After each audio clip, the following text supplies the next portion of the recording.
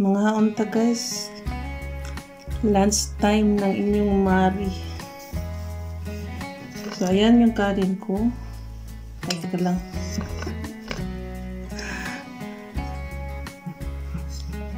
Hindi ko pala natanggalan.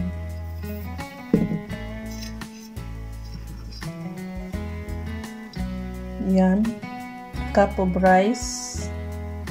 So mag-diet na naman daw ang inyong Mari. So, tingnan natin kung kaya ba. Yan, dalawang national fish ng Bangladesh. Pero isa lang ang kakainin ko dyan, yung ulo. Ulo. Mahilig ako sa ulo. At meron din ako ditong gulay. Yung sinasabi nila na ugat ng gabi. Yan, with shrimp. Yan, tingnan nyo. Yan, ito yung national fish ng Bangladesh, ilis. Paborito ko talaga yan. Masarap talaga siya pag prito. Yan. So, ito yung ugat ng gabi. Gulay siya, guys. Para nga siyang gabi, madulas-dulas. Kaya, pag niluto yan, lagyan mo ng lemon. Masarap. So, meron akong sausawan. Konting toyo with chili. At syempre ang aking cup of rice. So pwede na yan. Pwede na yan pang lunch natin. Ang paborito kong ulo. Matinik-tinik siya guys. Tingnan mo naman yan. Marami siyang tinik. Pero carry naman siya. Yan. Maraming tinik, kita nyo. Yan. Yan, mga tinik-tinik yan na maliit. Para siyang bangus na. Matinik. Walang sarap ng lasa niya guys. Kaya siya ginawang national fish. Kain-kain.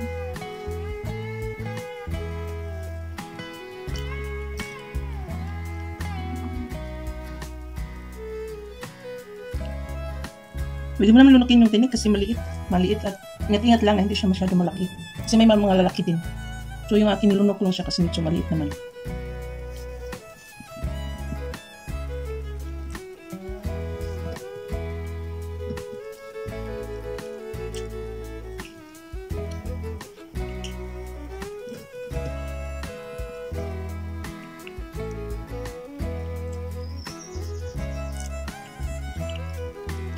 Itong isda guys, pwede mo rin siyang gawing curry. Haluan mo ng vegetable. Sarap din siya.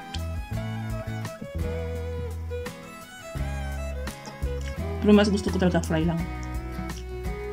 Fry na tostado. Ito hindi siya medyo toast. Hindi siya toast. Na pagkaprito. Kasi hindi siya nag-crunchy. Gusto ko yung medyo crunchy.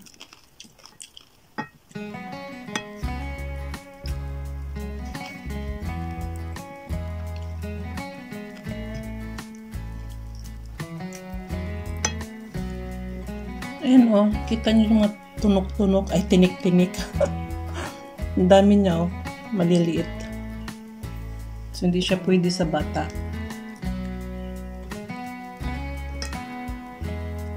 Tsaka sa mga matatanda.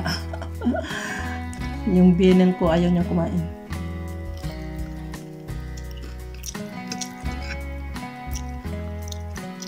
Masarap yung ulo.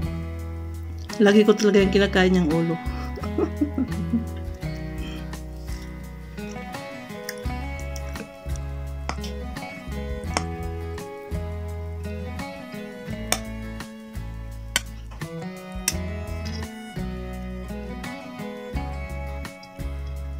Ayan guys, para siyang gabi. Malambot na, madulas-dulas.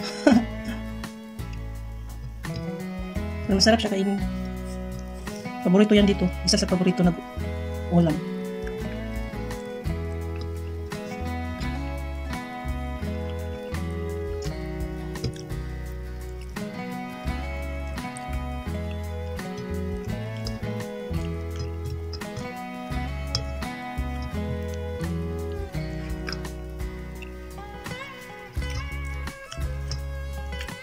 Meron ako dito yung niluto ko kanina na sweet.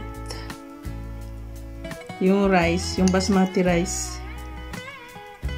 hinaluan ko ng milk, fresh milk syempre with sugar. So, ang tawag nila dito ay pais or kheer. Ayan. Basmati rice siya, guys. Tapos, nilagyan ng fresh milk at sugar. Kaya matamis na siya. Sarap din siya pang himagas. So, talagang naghanap ako ng sweet pag after kumakain ng fish. Creamy siya, guys, kasi meron siyang milk and powdered milk ang nilagay ko. Kaya masarap.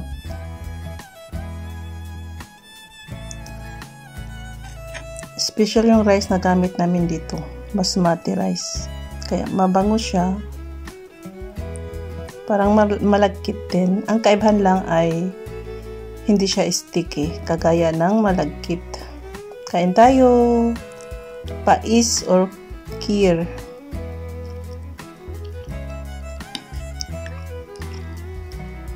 Masarap to lagyan ng mga nuts.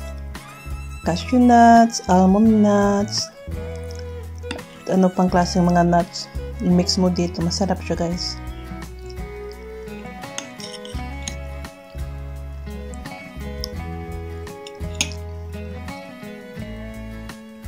Basta sweets, may milk. Sigurado yan magugustuhan ng masa ang lasa.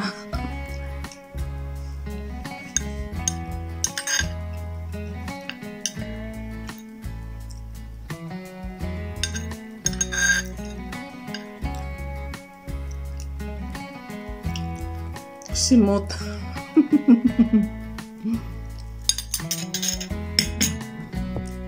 So, yun lang. Solve na ang ating lunch. Thanks for watching.